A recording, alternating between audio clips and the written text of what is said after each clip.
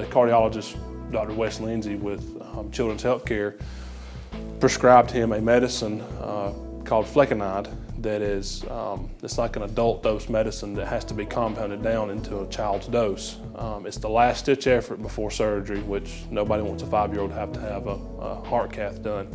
So he prescribed it, you know, told us up front the fact that it had to be refrigerated, you know, given 3 times a day, and that it had to be compounded, which raised a lot of questions. Did some research on compounding pharmacies, and there's a lack of them, especially where we live. I got in touch with Chuck at Partners in Care. I took the prescription in. The cardiologist had answered all the questions I had from him.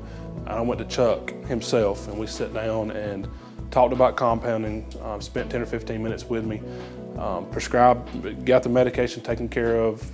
The next day, got it picked up, and my son's been on it and has had no adverse effects. All of his cardiologist appointments have been good. Everything's checked up right. I tell you, he even went one step farther the last time that we had our medicine filled. My son took it, and it kind of had a weird taste, and they flavored it with marshmallow. Well, my wife called up there and got Chuck on the phone and said, something's wrong with the medicine, the flavor of it. And he said, I told the company that I get my flavoring from that it was different.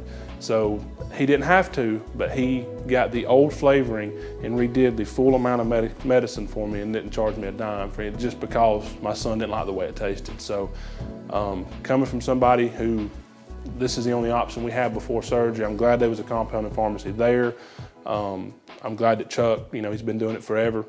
He's super nice, takes time to break things down. So if it wasn't for the compounding pharmacy and being here and the medicines that they provide, we would be doing a heart cath on a 5-year-old little boy.